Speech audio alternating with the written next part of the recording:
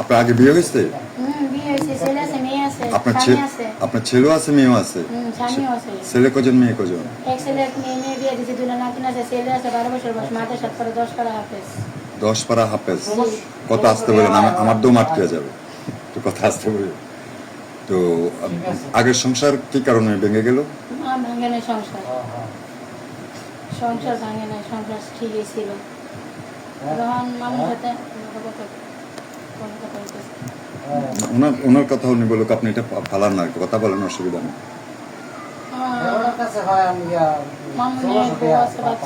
আমি জানি আমার স্বামী সন্তান আছে, এটাও মামুন। যখন আমি চাকরি বাসায় কাজ করি, মামুনের একটা মুদির দোকানে কাজ করতো, ওই জায়গায় আমার বাসার পাশে মামুন মুদির দোকানে কাজ করতো। যতক্ষণ তাই আমি বাসার থেকে আমার দোকানে আমি খরচ করতে যাইতাম, এটা সে টানতাম কিংবা ময়লা নিয়ে বাইরে ফেলে দিতাম। তোর মামুর সাথে আমার সাথে পরিচয় হয়েছে, বাড়ি কই কি নাম ঠিকানা এমন বেশি জিজ্ঞাসা করে নাই। দোকানে গেছিলাম একটা কি যেন আনতে 10 টাকা দামের মাত্র কালি না কি জানে আনতে গেছিলাম, এখান থেকে প্রথম কথা হয়েছে। আমার ফোনটা নষ্ট, আমি কিন্তু ফোন সম্বন্ধে আর কিছু বুঝি না। তো আমার ফোন হঠাৎ করে নষ্ট হয়ে গেছে, মানে হোয়াটসঅ্যাপ নষ্ট হয়ে গেছে, আমি বুঝি না, না বোঝার কারণে আমার বাড়ির পাশে মনে করেন রাস্তা পরিষ্কার করতেছে বলো দিয়ে।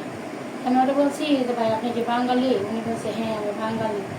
আমি বলছি ভাই আমি তো ফোন সম্বন্ধে কিছু বুঝি না, যে আমার ফোনটা কী সমস্যা, আমার ফোন একটু ঠিক করে দেন। তো উনি পারবে কি পারবে না এরকম কিছু বলে নাই আমার, বলে উনি ফোনটা নিয়ে গেছে, নিয়ে যে মামুন সাহেবের কাছে দিয়েছে। দেওয়ার পরে উনি কী করছে, উনি ঠিক করে দিয়েছে, ঠিক আছে উনি সব আগে বুঝে উনি ঠিক করে দিয়েছে। দেওয়ার পরে উনি আমার নাম্বারটা রেখে দিয়েছে, নাম্বারটা রেখে দেওয়ার পরে রাত্রে আমার কল দিচ্ছে। কল দিলে আমি সালাম দিছি, এবার আমার উপর কাছে ফোনটা ঠিক করে দিচ্ছি, কিন্তু এটা তো মামুন, এটা তো আমি জানি না, আমি পাচ্ছি ও বলো দিয়া ভাই। তো আমি বলছি ভাই ভালো ফোনটা ঠিক করে দিন, আপনার ধন্যবাদ। হ্যাঁ, যার কাছে ফোন দিচ্ছেন সে আমি না, আমি সে দোকানদার, যার কাছ থেকে বিকালবেলায় খরচ করছেন আমি সে, আমি যার কাছে ফোন দিচ্ছেন সে আমি। আচ্ছা যাই হোক, ফোন ঠিক করা হয়েছে, কথা করলেই গেছে। তারপরে মনে করেন মামামুরি গেছি, সে মনে করেন একদিন 2 দিন সে ফোন দিতে আছে, আমিও কথা বলতেছি, সেও কথা বলতেছে। বেশ কয়েকদিন যাওয়ার পরে মানে আমার শাশুড়ির নাম্বার, মানে মার নাম্বার না আমার সাথে অ্যাড করে দিয়েছে। সেটা আমার বাড়ির নাম্বার, এটা আমার মার নাম্বার। মামুনে? হ্যাঁ, এটা আমার মার নাম্বার। এমনিতে 2-1 দিনের ভিতরে অ্যাড করে দিয়েছে? হ্যাঁ, অ্যাড করে দিয়েছে। এটা আমার মার নাম্বার, এটা আমার বাড়ির নাম্বার, মার সাথে তুমি কথা বলো। তো আমি মানে মেসেজ দিয়েছি, মেসেজ দিয়েছি, সরাসরি ফোন দিই না। ফোন দেওয়ার পরে মেসেজ দেওয়ার পরে একদিন ফোন দিয়েছি, অডিও কল। আচ্ছা, মামুনে কি আপনাকে কোনো মেসেজ বা কোনো কিছু দিছে কিনা? হ্যাঁ, মনে করেন 2-3 দিন কথা বলছি, মনে করেন রাত শেষ হয়েছে, আমি সারাদিন কাজ করে 10টা-11টা বাজে আমি ঘুমে যেতাম। এলে মনে করেন ফোন দিত, মনে করেন রাত শেষ হয়ে বছর আজান দিয়ে লাগতো, কিন্তু কথা। এর ভিতরে কি আপনি জানেন কিনা যে মামুনে যখন আপনার সাথে মেসেজ বা কথোপকথন বলে বা করে, মামুনের ছেলে মেয়ে আছে, তখন কি আপনি জানেন?